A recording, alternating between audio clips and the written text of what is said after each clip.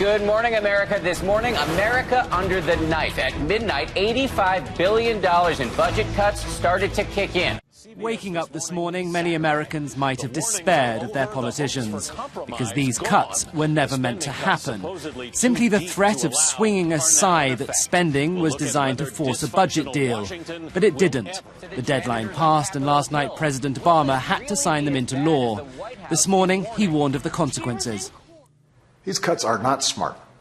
They'll hurt our economy and cost us jobs. And Congress can turn them off at any time, as soon as both sides are willing to compromise. The cuts have been triggered to spending programs right across the federal government.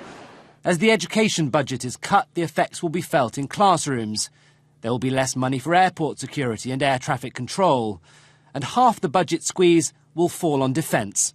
Effective immediately, Air Force flying hours will be cut back.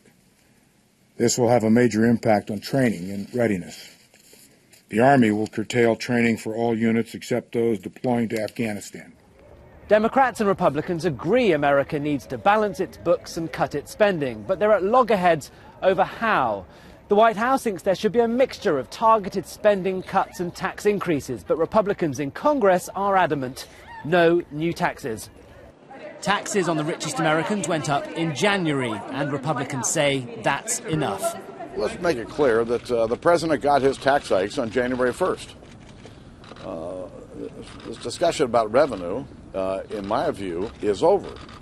It's about taking on the spending problem here in Washington.